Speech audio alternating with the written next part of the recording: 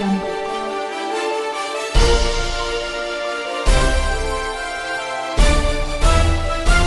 Audio Jungle. On the national news this hour from Babagbagede Imo Television, first the headlines. Youth with knowledge of technology needed to resolve challenges. Tani Olorun will be released today, confirmed by his lawyer. Terrorists suffer heavy losses in Brendengwari as troops launch surprise attack. Police arrest Ekiti pastor for alleged kidnapping of church members. Anambra man arrested for making an act with a lady. On sports, Cameroon legend Mboma explains why Osimhen deserves CAF Player of the Year award. I am Morire Rabila Lawal. The news in detail. The federal government says the world needs more youth with technological knowledge to resolve global challenges. The Minister of Communications, Innovation and Digital Economy, Dr. Burson Tijani, stated these at the 33rd Convocation Lecture of the Federal University of Technology, Akure, on Thursday. The minister stated that for the country to develop, there were three key sectors that must be identified and improved upon: agriculture, manufacturing, and servicing, which had been used to measure the gross domestic product since 1980. The minister, whose lecture was titled Knowledge and Research as a Foundation for a Prosperous Economy, said universities of technology must rise more to the challenges of technological advancement in the country. Tijani said universities must be creators of jobs through technological advancement and urged students to embrace self-investment. He noted with the level of water body we have, fishery is not growing, will depend on importation of fish. Financial institutions have done very well, but not as we expected them to have grown. Forestry is suffering the same things. Coming to university is not to get degrees only. Knowledge must be generated, disseminated in the way it can advance the country. Earlier, the Vice Chancellor of FUTA, Professor Adenike Oladiji, said the occasion started last week and inviting the minister was part of the activities lined up to mark the 33rd anniversary.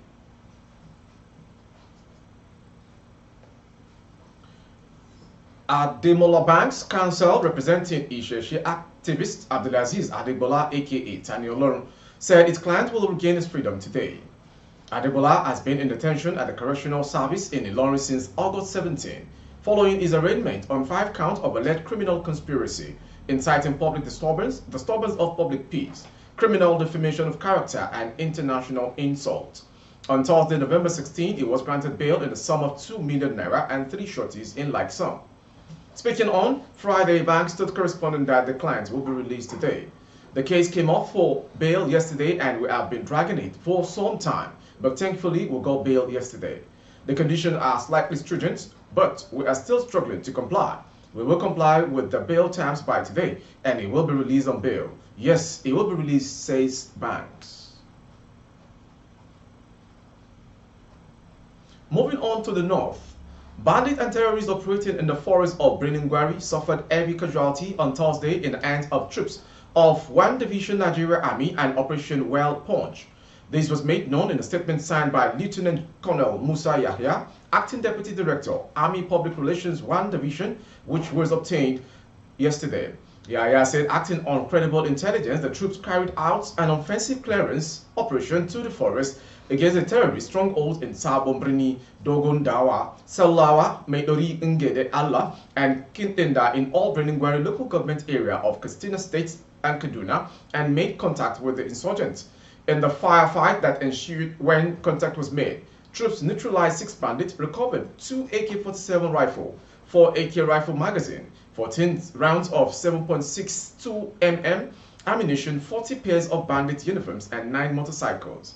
The general officer commanding 1 Division Nigeria Army and Force Commander Operation Wild Punch, Major General Valentine Okoro, had applauded the troops for their gallantry and charged them not to relent until all terrorists, bandits, and other criminal elements in the division's area of responsibility are completely wiped out.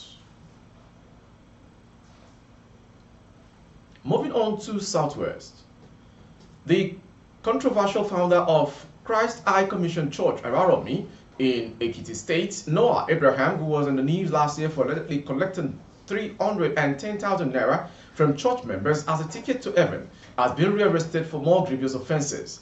This time, the controversial pastor was arrested by the Ekiti State Police Command in collaboration with the National Agency for Prohibition of Trafficking in Persons, NAPTIP, for the alleged kidnapping of over 9 persons, including Pete, an impregnated wife of his choir master.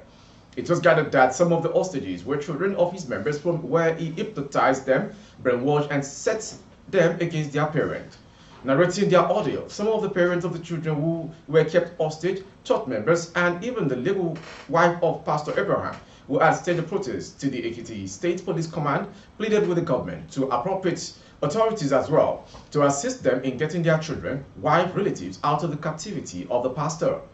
According to them, Pastor Abraham forced the children to withdraw from school, while a 27-year-old man who was already working in an unnamed company where he was given an official vehicle was asked to resign and kept in the camp without a specific mission.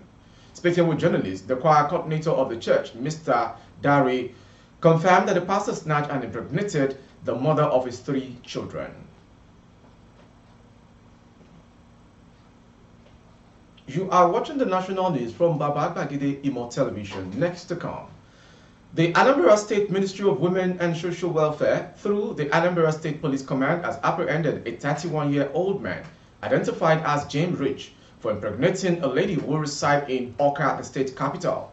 Rich is said to come from Cross River State, but resident in Awka and also a yardman at the St. Michael's and All Angels Anglican Church, Ifete, Awka. This was made known in a press statement issued by Chidoma Ekenyo, the media aide to the Anambra State Commissioner for Women and Social Affairs, Ife Obinabo, on Thursday. She said, interviewing the suspect, he accepted to have did the act and impregnated her in the process.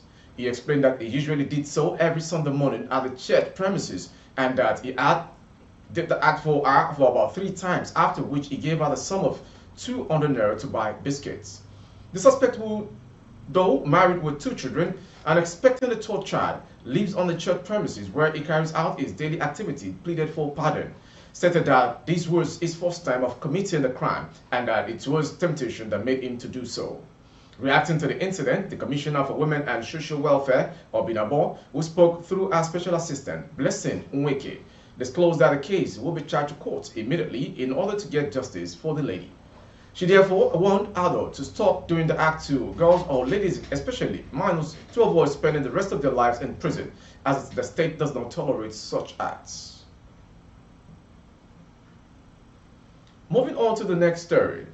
The Nigerian Army on Thursday said it had so far disposed of a total of 642 unexploded bombs recovered from the Ikeja military cantonment. The service, under an operation codenamed Exercise Clean Sweep, commenced the recovery and disposal of bombs from the cantonment on October 10, 2023. The Army, in a statement on Thursday by its Director of Public Relations, Brigadier General Onyema Nwachukwu, said the service was set for the final disposal of the unexploded bombs on Saturday, November 18, 2023, at the Nigerian Army range in Owode Agility, Ogun State.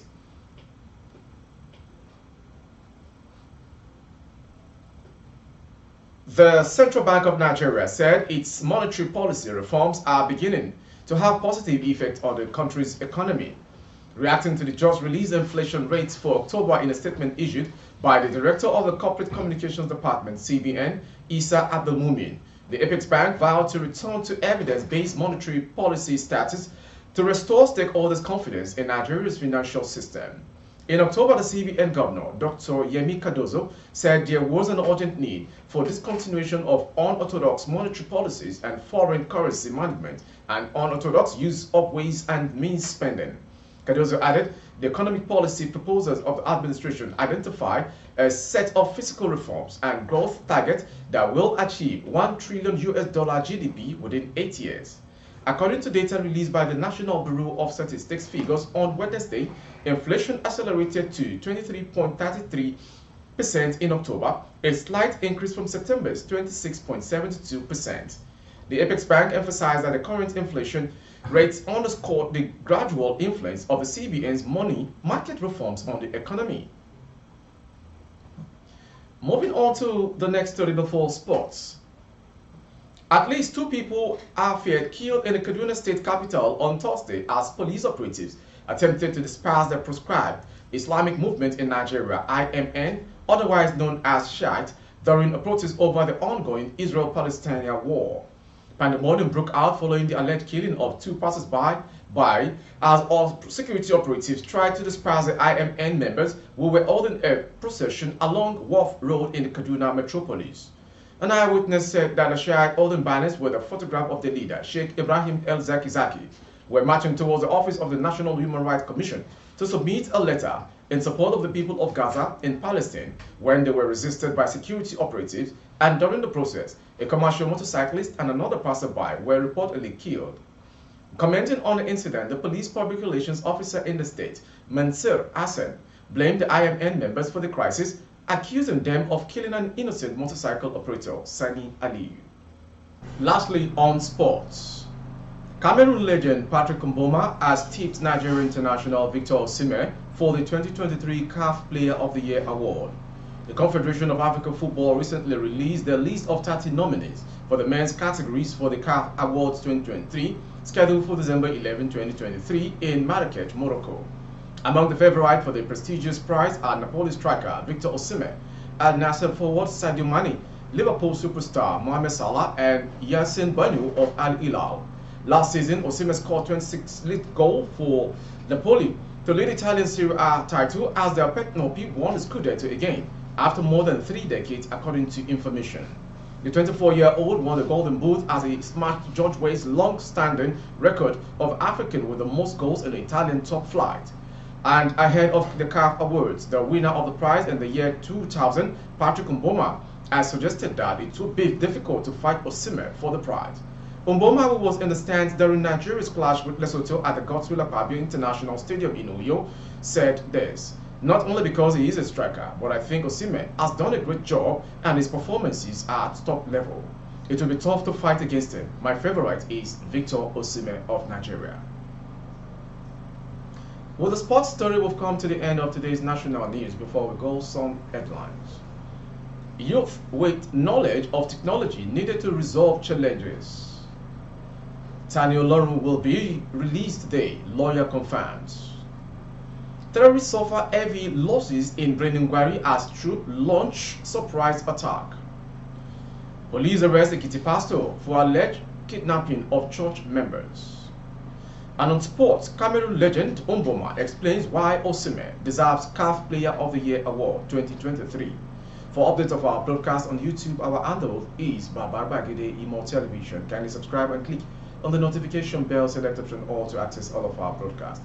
On Facebook, Bagide Imo with Alawiye Adebayo. Please like and follow the page.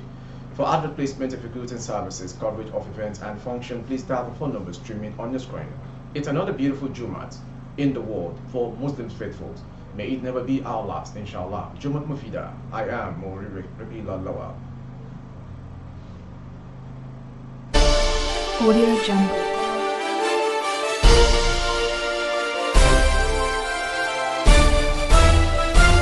Audio Jungle.